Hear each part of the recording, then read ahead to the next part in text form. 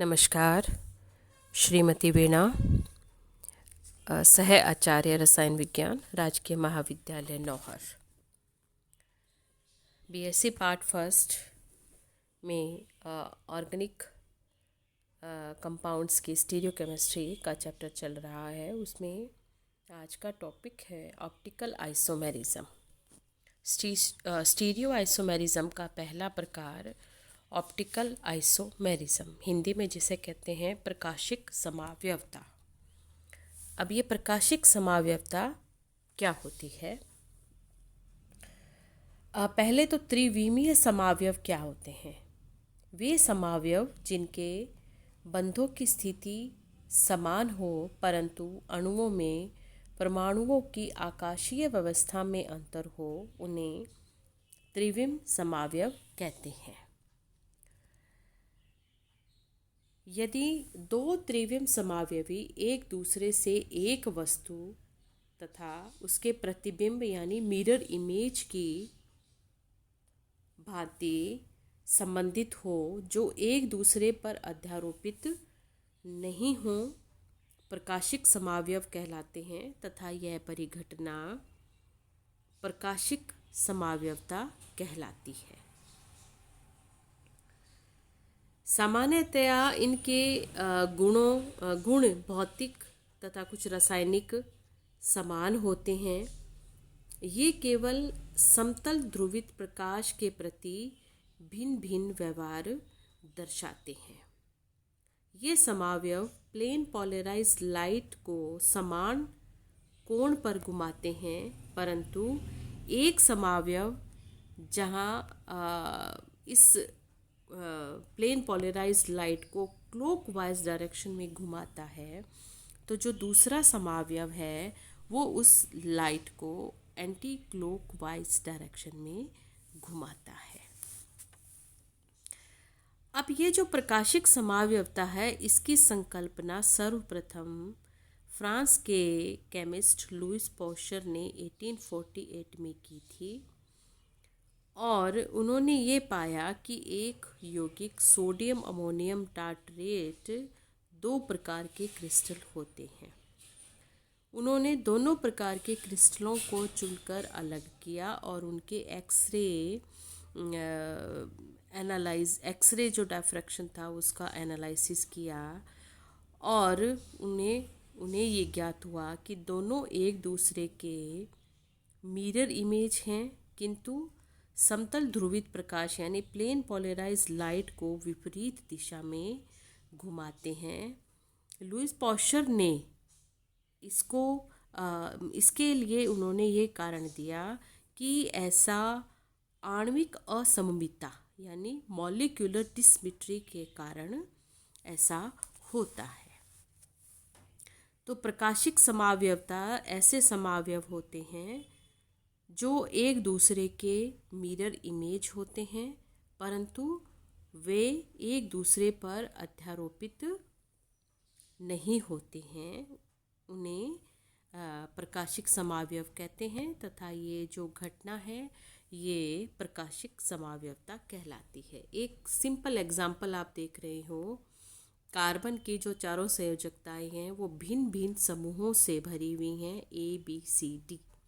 Mirror आप देख रहे हैं, ये एक दूसरे के मिरर इमेज हैं, ये दो समावयव, और जो नॉन सुपर इम्पोजेबल हैं, एक दूसरे पर अध्यारोपित नहीं किए जा सकते हैं।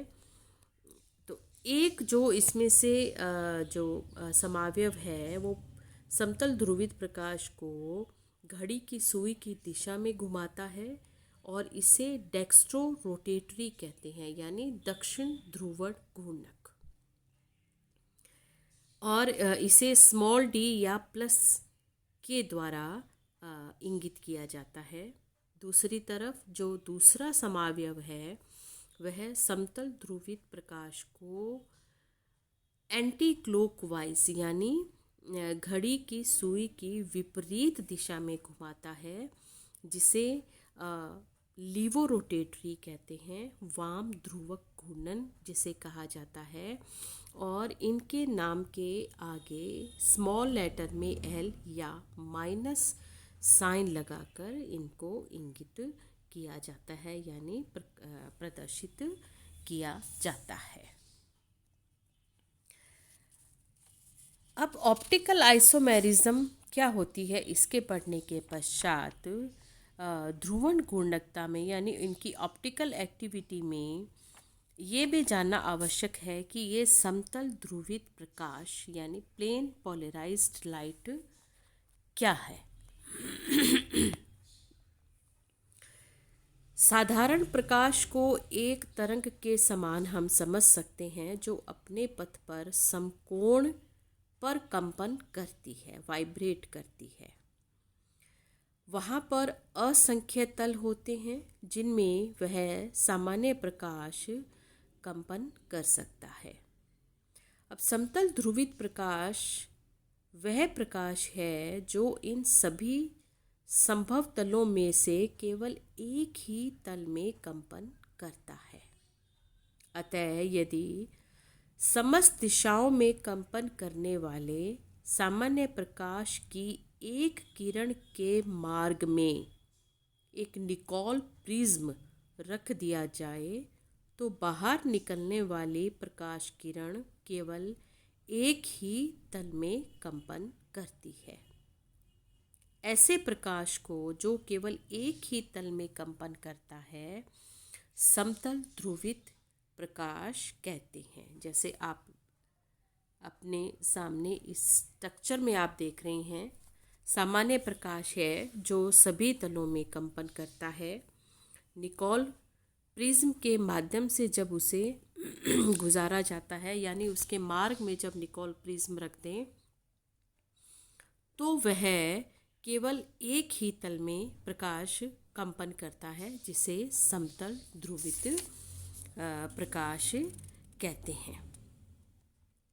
तो यदि एक यौगिक समतल ध्रुवित प्रकाश के तल को घुमा देता है तो उसे ध्रुवण घूर्णक यौगिक कहा जाता है। मैं रिपीट करती हूँ ये कि यदि एक यौगिक समतल ध्रुवित प्रकाश के तल को घुमा देता है उसे ध्रुवण घूर्णक यौगिक कहते हैं, यानी वह ऑप्टिकली एक्टिव कंपाउंड कहलाता है। और यह समतल ध्रुवित प्रकाश को दो अलग अलग दिशा में घुमाता है, क्लॉकवाइज तथा एंटी क्लॉकवाइज। नेक्स्ट एक टॉपिक है छोटा सा, वो है स्पेसिफिक रोटेशन, विशिष्ट घूर्णन।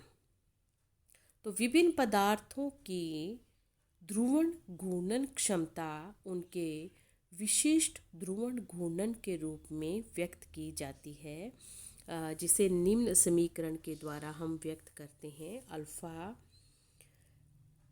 बराबर है observed angle of rotation alpha divided by L into C. L यह है यहाँ पर जो ट्यूब है उसकी लंबाई डेसीमीटर में, सी है विलियन की सांद्रता ग्राम प्रति मिलीलीटर में, लैम्डा है प्रकाश की तरंग दैर्ध्य और टी है यहाँ पर तापमान। जो ऑब्जर्व्ड वैल्यू ऑफ जो रोटेशन है यानी प्रेक्षित घूर्णन को ध्रुवणमापी से नापा जाता है, जिसमें समतल ध्रुवित प्रकाश को एक ध्रुवण घूर्णक यौगिक के विलयन में से होकर गुजारते हैं। यह समतल ध्रुवित प्रकाश के पथ में अणुओं की संख्या और नली की लंबाई पर निर्भर करता है। इसलिए इस फॉर्मूला से हम इस वैल्यू को कैलकुलेट कर सकते हैं। अब यहाँ जो पोलरीमीटर यानी ध्रुवणमापी की सहायता से समतल ध्रुवित प्रकाश के एंगल ऑफ रोटेशन को मापा जाता है। यहाँ शीट पर आप स्केमेटिक रिप्रेजेंटेशन एक पोलरीमीटर के देख रहे हैं। इसमें आप देखें कि एक लाइट सोर्स है जहाँ से ऑर्डिनरी लाइट क्रिएट होती है, उसे निकोल प्रिज्म से गुजार कर प्लेन पोलराइज लाइट में बदलकर एक सैंपल ट्यूब जिसमें कि एक सैंपल रखा गया है जिसका हमें एंगल ऑफ रोटेशन ज्ञात करना है जिस आइसोमर का, उसमें से होकर फिर यह पुनः उस एंगल ऑफ रोटेशन समतल ध्रुवित प्रकाश को वो घुमा देता है और एक एनालाइज़र वहाँ पर रखा होता है इस पोलरीमीटर में, जो एनालाइज करता है और फाइनली डिटेक्ट करके और उस यौगिक का सैंपल यानी उस यौगिक का जो स्पेसिफिक रोटेशन है उसको कैलकुलेट किया जाता है। तो यहाँ किसी भी अणु का डेक्स्ट्रो रोटेटरी या लीवो रोटेटरी होना अणु के उस प्रकाशिक गुण हैं जो ध्रुवणमापी की सहायता से प्राप्त किया जा सकता है या ज्ञात किया जा सकता है, और यह गुण किरेल अणुओं द्वारा प्रदर्शित किया जाता है। प्रतिबिंब समावयवियों को उनके प्रकाशिक ध्रुवणता के आधार पर विभेदित किया जा सकता है, यानी वो डेक्स्ट्रो रोटेटरी है या वो लीवो रोटेटरी है, यानी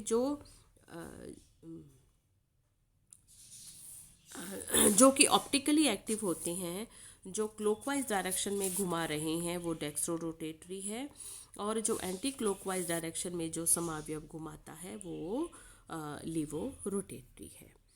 और यहाँ पर जो लाइट सोर्स है वो मुख्य रूप से सोडियम लैंप का यूज इसमें किया जाता है। तो स्टूडेंट्स, आज की इस क्लास में हमने ऑप्टिकल आइसोमेरिज्म के बारे में पढ़ा, समतल ध्रुवित प्रकाश क्या होता है तथा स्पेसिफिक रोटेशन और पोलरीमीटर के स्केमेटिक रिप्रेजेंटेशन के बारे में विस्तृत रूप से अध्ययन किया।